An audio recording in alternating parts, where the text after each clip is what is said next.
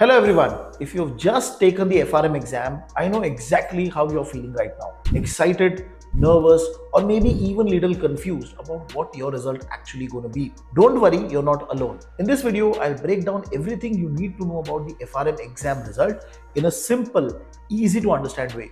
We'll go through how the scoring works, what those quartile means, and most importantly, what your result says about your performance. Let's clear up the confusion so that you can move forward with confidence. Let's begin the video. Hello guys, this is Ganesh Nayak, founder of Fintelligents, where we help students prepare for professional certifications like CFA, FRM, SCR, ACCA. FRM has a two-part exam, and once the results are announced, candidates receive them via an email. For part 1, the results are typically announced 6 weeks after the exam, and for part 2 it usually takes around 8 weeks after the exam. So how do you determine whether you have passed or failed? FRM Institute simply uses a simple scale scoring system to interpret your result. In this, your performance is compared to the pre-specified standards. Until now, GARP has not released their exact minimum passing score, but it is generally estimated to be around 60 to 65 percentile of candidates. You must have heard about quartiles. What are they? Let me explain you. Quartiles means ranking in a way to divide a set of numbers into 4 equal parts. Quartile 1, which is 76 to 100 percentile, quartile 2, which is 51 to 75 percentile,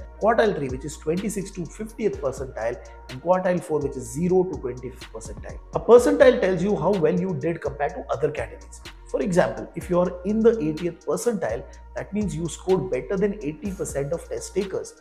The higher the percentile, the better your performance relative to all other candidates. Quartile ranking is used for each topic. Through this, you will be able to identify your strength and the areas you need to improve. In case your score is poor and you need to retake the exam, you need to know where the focus has to be. If you have passed the exam, congratulations. You can now move to the next step. If you have passed level 1, then start preparing for level 2. And if you have passed both the levels, then it's time to advance in your career with the certification. If you did not pass, don't be discouraged. Many candidates retake the FRM exam and pass on their second attempt also.